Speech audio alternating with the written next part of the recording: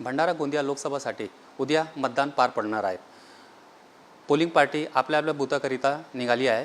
आमच्यासोबत निवडणूक अधिकारी व जिल्हा अधिकारी आहेत। साहेब काय सांगणार, कशा प्रकारे आपण बूथाची तयारी केलेली आहे, किती कर्मचारी लागलेले आहेत? भंडारा गोंदिया लोकसभा मतदारसंघामध्ये एकूण 2133 पोलिंग बूथ आहेत। या सर्व पोलिंग पार्टीचा आपण ट्रेनिंग पर्याप्त संख्येत घेतलेला आहे। 110% पोलिंग पार्टीज आपण फॉर्म केलेले आहेत। प्रत्येक पोलिंग पार्टीमध्ये 4 कर्मचारी असतात आणि त्यांच्यासोबत एक सुरक्षा कर्मचारी देखील असतात। असे मोर दॅन 10,000 आपले स्टाफ यामध्ये इलेक्शनचं आपलं जे कर्तव्य आहे उद्या बजावणार आहे।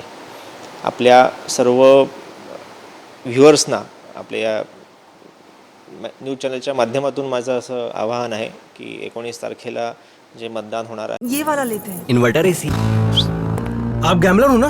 गैम्बलर? जुआ खेलते हो ना? तुम जुआ खेलते हो? अरे नहीं, ये तो कुछ भी बोले जा रहे हैं। इतनी महंगी और नाजुक एसी खरीद कर स्टेबलाइजर नहीं लोगे तो ये जुआ नहीं हुआ तो क्या हुआ? सिर्फ एक फ्लक्चुएशन आपके इन्वर्टर एसी के पार्ट्स को डैमेज कर सकता है। उसे वी गार्ड से सुरक्षित रखिए। V guard, India's number 1 stabiliser आहे। त्यात आपण सहभागी व्हावं। कृपया हा सुट्टीचा दिवस असा मानू नये आणि मोठ्या संख्येनं सर्व मतदारांनी आपला मतदानाचा हक्क बजावावा।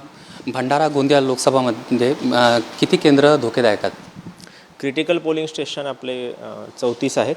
तिथे पोलिसांनी आवश्यक बंदोबस्त ठेवलेला आहे आणि त्याशिवाय देखील आचारसंहितेचा भंग होऊ नये यासाठी आपण flying squads, static surveillance teams देखील फॉर्म केलेल्या आहेत।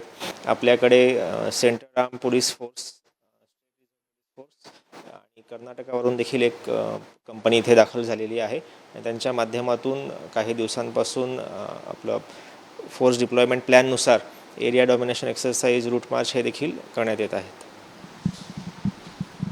प्रसाद, कॅमेरामॅन प्रसाद सोबत मी साईद पठाण, TV9 मराठी, भंडारा।